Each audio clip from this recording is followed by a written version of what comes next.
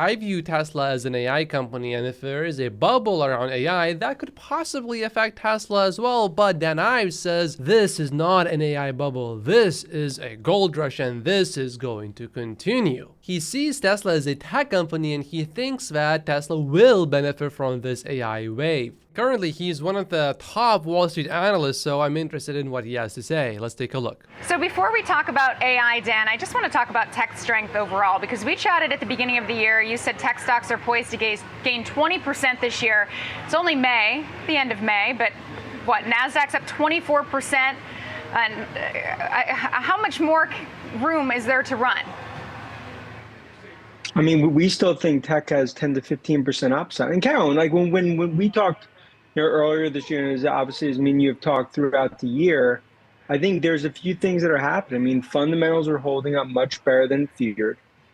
You're also seeing guidance that got cut. You saw the cost cuts coming in, and I think tech's been a safety sector. And then the cherry on top of the sundae is what I view as probably the most transformational tech theme I've seen in my career, going back to late 90s, the AI revolution. I think very slowly we will see investors understanding that Tesla is actually an AI company.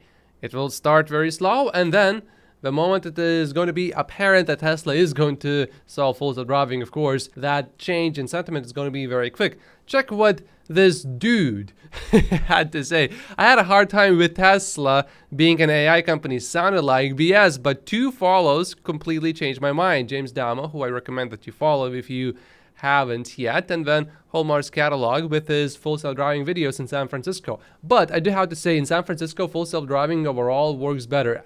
That also includes Austin, because where are most of the engineers?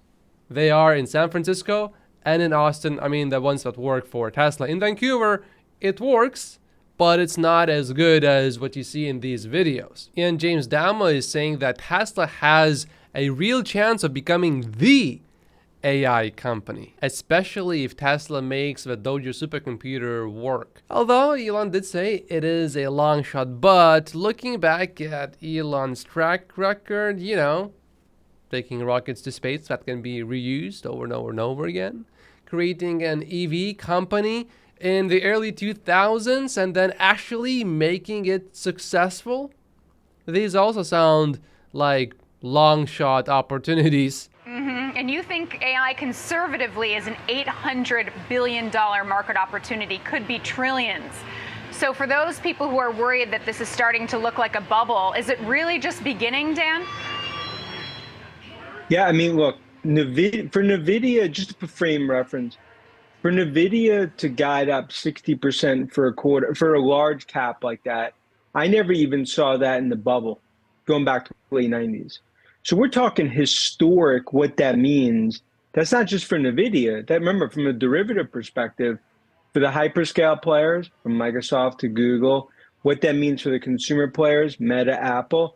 And then you just go throughout. You see what Apple and Marvell, chip sector, look at software names like Salesforce.com, Palantir, and others.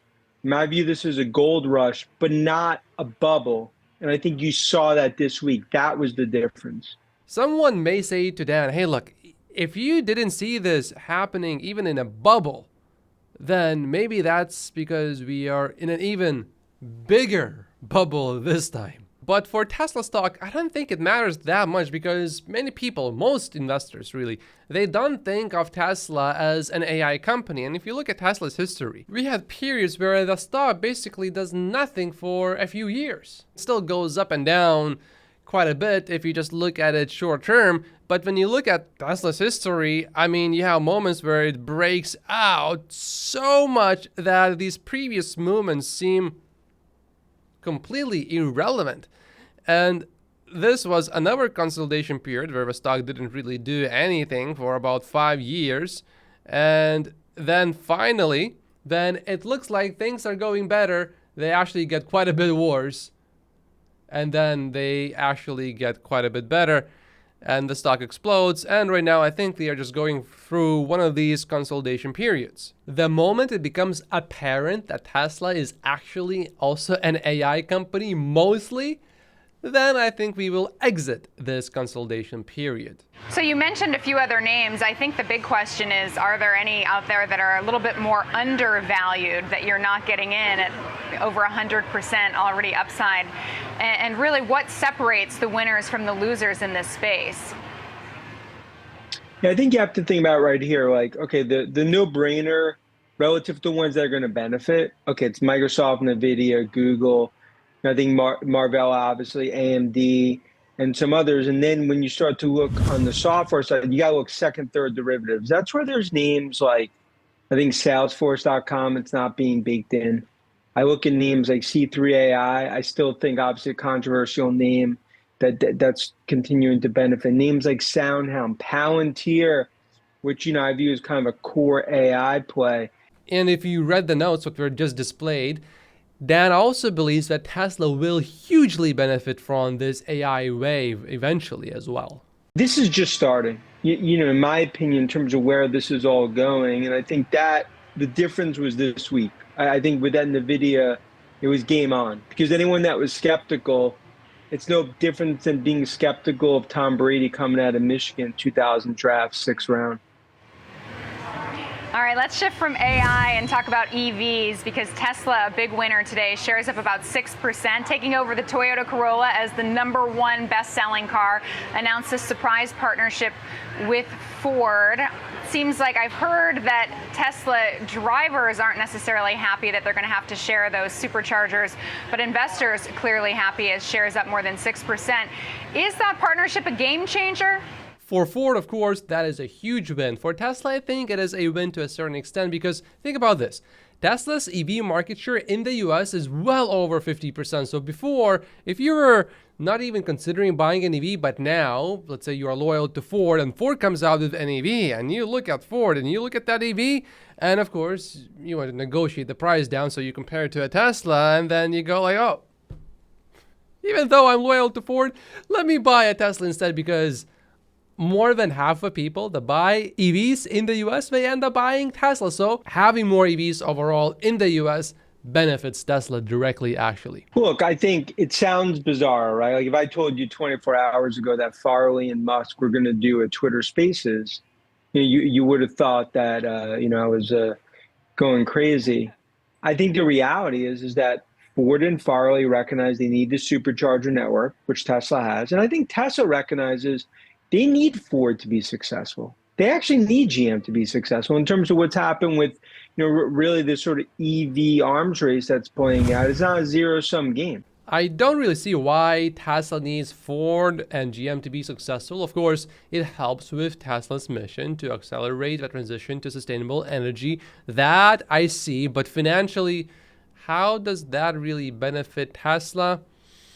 I mean, we can make a few arguments that, of course, if they all use Tesla's chargers, that will bring more money to Tesla's superchargers. Although, if we also assume that Tesla is going to be supplying some parts to Ford's EVs and GM's EVs, then yes, that is also probably a huge win for Tesla, because if Tesla all of a sudden starts selling, let's say, batteries eventually, that might be a part of business that we would not have seen coming from Tesla. But I think licensing full self-driving to these other companies is going to be the most obvious benefit to Tesla in the long run. But I certainly wouldn't say that Tesla needs these other companies to be successful as well, unless we are really worried about the government interfering, because Tesla supposedly has a monopoly on EVs. And I say supposedly has because these other automakers, for example, Stellantis, is not even attempting to try to really make EVs yet. So if they actually really try and they can't make it work at all, then yeah, that would be a monopoly then. But that doesn't mean that something would have to happen, because, for example, Google has a monopoly, Facebook has a monopoly. All of these other companies, they have monopolies. And I think in some ways they both need each other. And this was a smart poker move by Farley. And for Musk, it's just going to further monetize supercharger network in terms of Tesla. And I think that's the Karen. That's the argument here, is that you take this out further. Okay, could eventually Ford start using Tesla batteries? In other words, like where can this all go from a monetization perspective? I think that's really what I've used the potential game changer relative to the broader view, not just Ford, but where Tesla sits foundationally within EVs in the US. Well, if Tesla ends up providing batteries to other automakers such as Ford and maybe even GM eventually, that is going to be probably, I think, quite a long time from now because Tesla needs a lot of batteries for Tesla's vehicles. The Texas made Model Ys, not all of them actually have the new 4680 batteries. I assume that's because Tesla is not making enough 4680 batteries yet. So while eventually it could happen, certainly, I don't think that's going to be happening anytime soon. I'm still not exactly sure what Dan meant when he said Tesla needs Ford and GM to be successful. All right, so you just got back from visiting the Tesla Gigafactory in Nevada. You've maintained your outperform rating on shares and $215 price target. So assuming that visit went well, want to know about the biggest takeaway and what gets Tesla shares another almost $20 higher from here? Yeah, biggest takeaway, I think the battery technology, I think the innovation and just the production that we're seeing there is just years from where it was. I think even when you go back 6 to 9 months ago, I mean, I think they've been able to streamline so many processes that's really going to enable them to reduce battery costs. And that's the golden goose. Can they reduce battery costs 30, 50%? If they can over the coming years, they could actually have sub $30,000 cars and make money. And that's where Tesla is at a major advantage relative to other, EV players now just starting to scale. No doubt, there's a price war going on. Sentiment, continues to sort of be a battle between bulls and bears. But the top of the mountain is where Tesla sits relative to battery production. Oh, okay. Maybe this is where all of this battery talk is coming from. Maybe Dan saw something that you wouldn't really see normally inside the tour, and maybe he has this thesis now that Tesla is going to be selling batteries to other automakers because the batteries are going to be so good. I still don't think that's happening anytime soon, although if it does, that means Tesla will have an oversupply of batteries, which would be great for Tesla because that would mean we could transition all of the production to structural battery packs very quickly with the new 4680 batteries, which would then increase profit margins or reduce the cost of vehicles, which would then mean we can sell these vehicles for a lower price and perhaps at the same time actually make more money. And when Tesla's margins go up or the total amount of money made goes up, what else goes up? Tesla stock goes up as well. My name is Mapo. Just like and subscribe if you haven't yet, and I will see you in the next video. Thank you so much for watching. Tesla is an AI company, and don't be surprised when Tesla skyrockets when everyone else realizes that.